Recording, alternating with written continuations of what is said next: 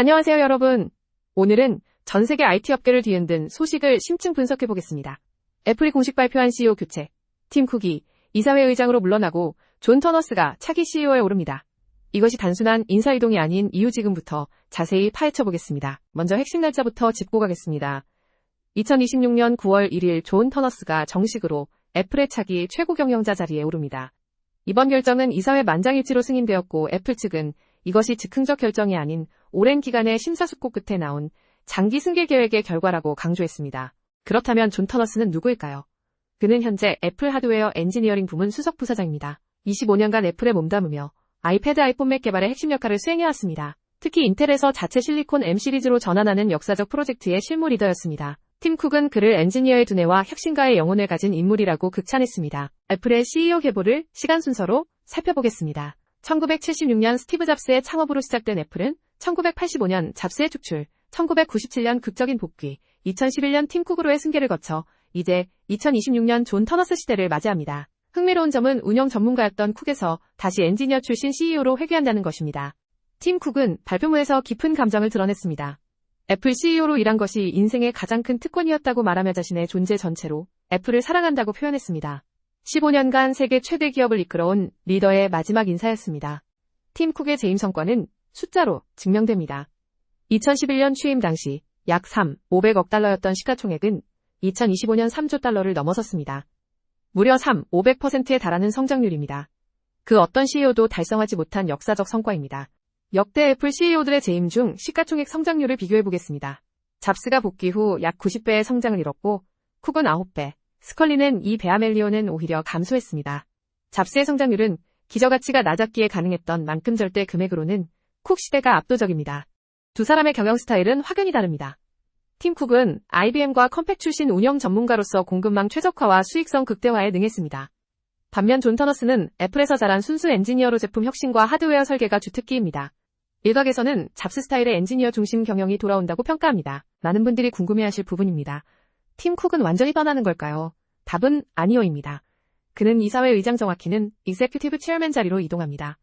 전 세계 정책 입안자들과의 관계 유지 등 특정 영역에서는 계속 회사를 돕게 됩니다. 즉 완전한 은퇴가 아닌 역할 전환입니다. 승계 과정은 4단계로 진행됩니다. 첫째, 2026년 초 공식 발표와 이사회 승인. 둘째, 여름 동안 쿡이 CEO 자리를 유지하며 터너스와 긴밀히 협력하는 인수인계 기간. 셋째, 9월 1일 공식 취임. 넷째, 이후에도 쿡이 정책, 외교 등에서 지원을 지속하는 안정화 기간입니다. 점진적이고 신중한 접근입니다. 터너스의 25년 궤적을 살펴보겠습니다. 2001년 일반 엔지니어로 시작한 그는 아이패드 출시팀에 합류하며 두각을 드러냈습니다. 이후 아이폰 하드웨어 개발을 이끌었고 인텔에서 애플 실리콘으로의 대전환을 총괄했습니다. 에어팟 비전 프로 등 신제품 카테고리 개발도 그의 손을 거쳤습니다. 2021년에는 하드웨어 엔지니어링 총괄 SVP로 승진했습니다. 터너스의 가장 큰 업적은 바로 애플 실리콘 대전환입니다. 2020년 M1 칩 발표로 시작된 이 프로젝트는 2년 만에 모든 맥 제품군을 자체 칩으로 100% 전환시켰습니다. 이는 PC 산업 역사상 유례없는 성취로 인텔 의존도를 완전히 끊어낸 역사적 사건이었습니다. M 시리즈 칩의 성능 진화도 인상적입니다. M1을 기준점 100으로 놓으면 M2는 118, M3는 140, M4는 약 165 수준의 성능 향상을 보여줍니다. 매년 15에서 20%씩 꾸준한 성능 향상은 인텔과 AMD도 경쟁하기 어려운 수준입니다. 이 모든 로드맵이 터너스의 지휘 아래 실행되었습니다. 팀 쿡이 후계자를 평가한 말은 매우 인상적입니다. 엔지니어의 두뇌 혁신가의 영혼 그리고 정직과 명예로 이끌 줄 아는 가슴을 가진 인물이라고 묘사했습니다. 단순한 기술적 능력뿐 아니라 인격까지 포함한 종합적 찬사입니다. 쿡은 자신의 능력과 인격에 대해 이보다 더 확신할 수 없다고까지 말했습니다. 많은 이들이 잡스와 터너스를 비교합니다. 둘 다 엔지니어 마인드를 가졌지만 결이 다릅니다. 잡스는 비전과 카리스마로 디자인 철학을 주도했고 독단적이었습니다. 반면 터너스는 실제 하드웨어와 실리콘 설계에 깊이 관여하는 실무형이며 보다 협업적인 리더십을 보여줍니다. 잡스 스타일의 완벽한 획일하기보다는 진화된 엔지니어 CEO입니다. 시장의 반응도 중요합니다. 발표 직후 애플 주가는 소폭 하락했습니다. 팀 쿡이라는 안정적 리더의 퇴진이 주는 불확실성 때문입니다. 그러나 분석가들의 평가는 엇갈립니다. 엔지니어 출신 CEO가 혁신을 되살릴 거라는 낙관론가 운영 전문성이 부족할 거라는 우려가 공존합니다. 터너스가 취임 후 마주할 5대 과제를 정리해보겠습니다. 첫째, AI 경쟁 따라잡기, 특히 오픈 AI와 구글과의 격차 해소. 둘째, 중국 시장 매출 감소 대응. 셋째, 비전 프로 차세대 전략. 넷째 EU 디지털 시장법 등 규제 대응. 다섯째 생성형 AI 기반 서비스 혁신입니다. 결코 쉽지 않은 과제들입니다. 특히 AI 분야는 심각합니다. 업계 전문가들은 애플이 경쟁사 대비 약 18개월 뒤처져 있다고 평가합니다. 구글, 마이크로소프트, 메타가 이미 대규모 생성형 AI를 상용화한 반면 애플 인텔리전스는 아직 제한적 기능에 머물고 있습니다. 터너스의 첫 미션은 이 격차를 메우는 것입니다. 터너스가 이끈 기술의 정수를 코드로 살펴보겠습니다. M4 칩은 10개의 CPU 코어, 10개의 GPU 코어, 16코어 뉴럴 엔진을 통합했습니다. 핵심은 유니파이드 메모리 아키텍처로 CPU와 GPU가 메모리를 공유하여 데이터 복사 오버헤드를 없앴습니다. TSMC 3나노 공정으로 제조되며 초당 120GB의 대역폭을 제공합니다. 터너스 시대에 기대되는 제품 로드맵을 예측해보겠습니다.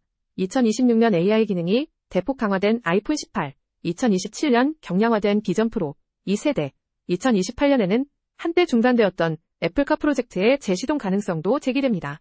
2029년에는 AI 에이전트가 완전히 내장된 차세대 운영체제가 등장할 수 있습니다. 엔지니어 CEO답게 하드웨어 혁신이 기대됩니다. 터너스가 물려받는 유산은 엄청납니다.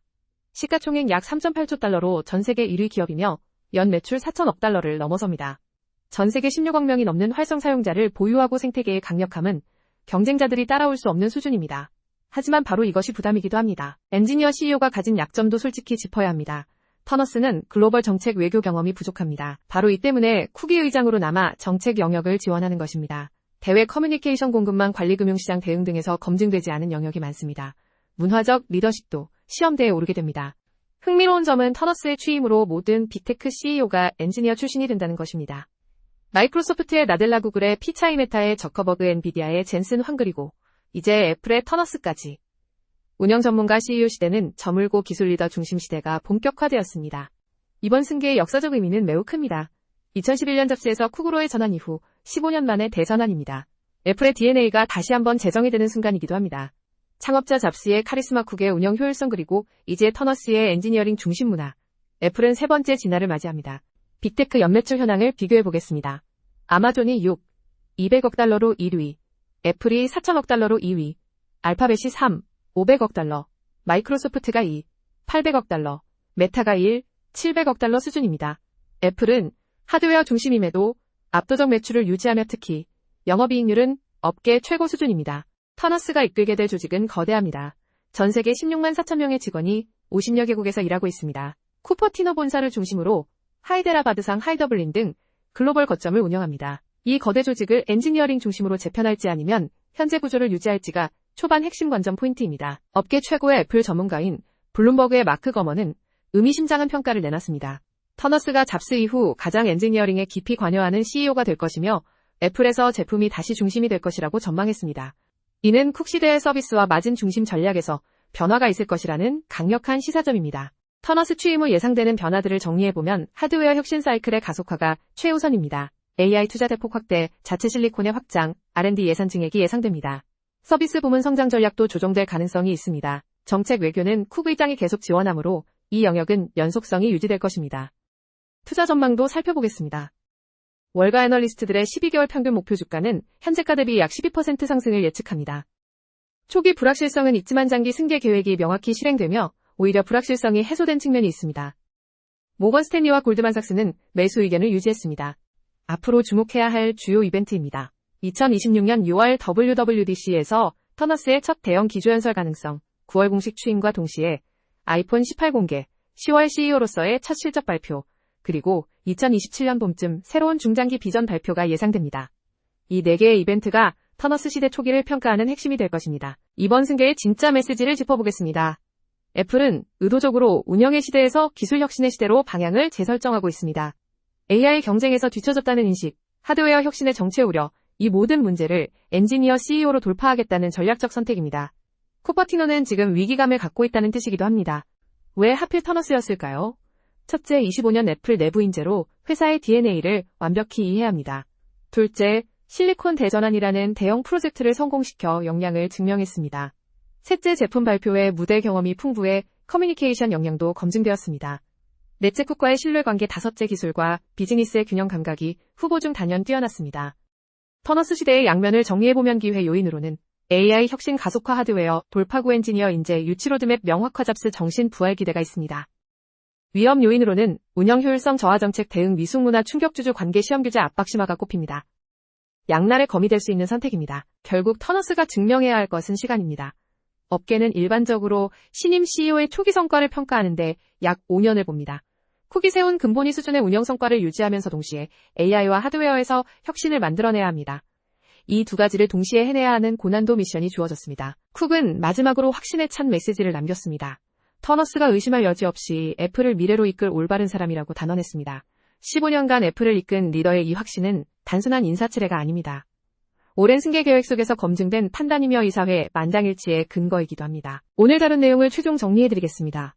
2026년 9월 1일 존 터너스가 애플 CEO로 공식 취임합니다. 팀 쿡은 이사회 의장으로 이동해 정책 외교를 지원합니다. 핵심 과제는 AI 격차 해소와 하드웨어 혁신이며 이는 운영의 시대에서 기술 혁신의 시대로의 전환을 의미합니다. 첫 평가는 WWDC 2026과 첫 실적 발표에서 이루어질 것입니다. 애플의 세 번째 진화 함께 지켜봅시다. 구독과 좋아요 부탁드립니다.